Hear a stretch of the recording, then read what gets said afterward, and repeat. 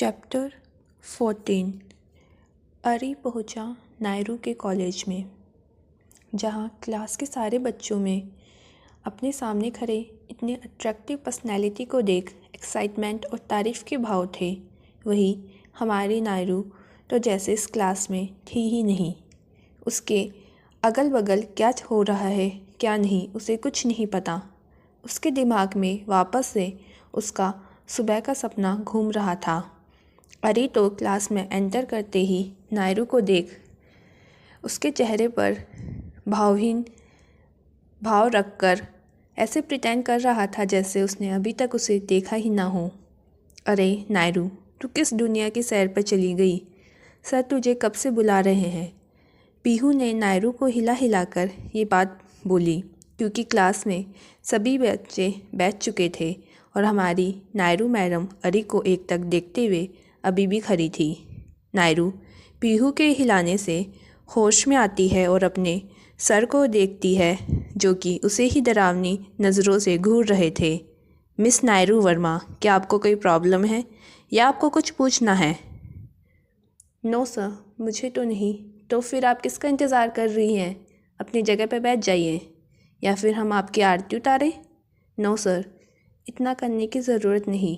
इतना बोल नायरू जल्दी से अपनी जगह बैठ जाती है और अरी को घूरने का काम चालू कर देती है। तो स्टूडेंट्स, ये है ASR के CEO एंड ऑनर, और आज से ये खुद आपसे बात करने और अपने ऑफिस के लिए कुछ बच्चों को सिलेक्ट करने, जिसे ये अपने अंदर ही ट्रेनिंग देंगे, आए हैं। सभी बच्चे ये बात सुन खुशी से ताली बजाने लगते हैं, क्योंकि इससे अच्छी उनके लिए बात ही क्या होगी कि खुद ASR उन्हें ट्रेनिंग दे। इन्होंने आपकी क्लास के रिज़ल्ट और परफॉर्मेंस देख बच्चों को सेलेक्ट किया है, जिनका अनाउंसमेंट ये खुद करेंगे, और जिन बच्चों का नाम ही लेंगे उन्हें यहाँ आ टेबल पे रखे अपने नामों के कॉन्ट्रैक्ट पेपर पर साइन करना है। यह आदमी मेरे लिए मुसीबत ही है। पहले मेरी नींद में डाका डाला, अब मेरे कॉलेज में, और अब तो मेरे भगवान ने भी साइड बदल ली। भगवान जी, आपके लड्डू कैंसिल। हे भगवान, प्लीज़ कुछ ऐसा करना कि मुझे सिलेक्ट ना करे। मैं इसे 12 महीने नहीं झेल सकती, क्योंकि अगर मैंने ये कॉन्ट्रैक्ट साइन किया तो फिर मुझे कहीं भी जॉब नहीं मिलेगी। नायरू खुद से ये बड़बड़ा रही थी। अरे नायरू, ये तो वही है ना जो हमें कल मिला था और तेरी मदद की थी। हाँ बोलना।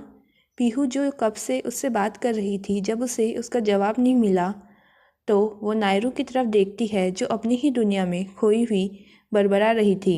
राहुल अभी क्लास में सेलेक्ट हुए बच्चों का नाम अनाउंस कर ही रहा था कि एक ज़ोरदार चीख क्लास में गूंजती है, जिसे सुन सब नायरू की तरफ देखने लगते हैं और नायरू पीहू को घूरने लगती है, क्योंकि पीहू ने अभी उसकी दुनिया से बाहर लाने के लिए कसकर चुट्टी काटी थी। सबको अपनी तरफ घूरता पा नायरू अपना सर नीचे के जल्दी से बोली, सॉरी, वो यहाँ छिपकली आ गई थी। वही उसका जवाब सुन सब उसे ऐसे देखते हैं जैसे कि कोई पागल को देख रहे हों, क्योंकि उसकी चीख ऐसी थी कि कमज़ोर दिल वालों को तो हार्ट अटैक ही आ जाए। नायरू जल्दी से बोल अपनी सीट पर बैठ पीहू को गुस्से से देखने लगती है, क्योंकि उसी की वजह से उसकी अभी बेइज्जती हो गई। राहुल वापस से नाम अनाउंस करने लगता है। 22 बच्चों के नाम अनाउंस हो चुके थे, अब बस 3 ही बाकी थे। 23वें बच्चे का नाम है पीहू शर्मा।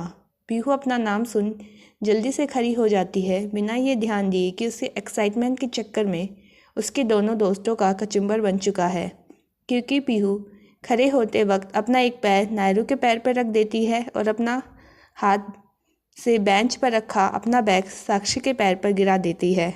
दोनों उसे जंगली बिल्लियों की तरह देखने लगती है, पर पीहू को इससे कोई फ़र्क नहीं पड़ता। वह जल्दी से सामने जा अपना फाइल उठा देखने लगती है। ये गधी पीहू तो ऐसे खुश हो रही है जैसे कुबेर का खजाना मिल गया हो। पागल, मेरा पैर ले डूबी लड़की। 24वें स्टूडेंट का नाम है साक्षी सिंह राठौर। साक्षी अपना नाम सुन कुछ खास एक्साइटमेंट नहीं दिखाती, बल्कि उसके चेहरे पर इस समय डर के भाव थे। वो भी डरते हुए सामने जा अपनी फाइल ले पढ़ने लगती है, पर जैसे ही उसकी नज़र अरी से मिलती है, जो कि उसे ही देख रहा था, वो पढ़ना छोड़ फटाक से उस पर साइन कर देती है। लास्ट स्टूडेंट जो हमारे ऑफिस के लिए सिलेक्ट होता है उसका नाम है मिस नायरू वर्मा। नायरू अपना नाम सुन मुँह लटका लेती है क्योंकि उसके पास अब कोई चारा नहीं बचा था। वो दुनिया भर का दुख अपने चेहरे पे सजाए सामने जा अपनी फाइल उठा पढ़ती है और जैसे ही साइन करने जाती है उसका पेन उसके हाथ से छूट अरी के पास चला जाता है। अरी पहले बिना किसी भाव के अपने पैर के पास पड़े पेन को देखता है, फिर नायरू को, जो अपने पेन को ऐसे देख रही थी जैसे उसके पेन ने उसे बहुत बड़ा धोखा दे दिया हो। अरी नीचे झुक पेन उठा धीरे धीरे नायरू की तरफ बढ़ने लगता है। अरी अपने चेहरे पर इस तरह का एक्सप्रेशन बनाए हुए था जैसे वो नायरू को आज पहली बार देख रहा हो। कोई भी उसके चेहरे को देख ही नहीं बता सकता था कि उसके मन में क्या चल रहा है। अरी के करीब आने से नायरू का तो दिल जैसे बाहर आने को तैयार था। उसके दिल ने अचानक स्पीड पकड़ ली जिसे अभी अगर कोई मैराथन हो तो उसमें जीत जाए।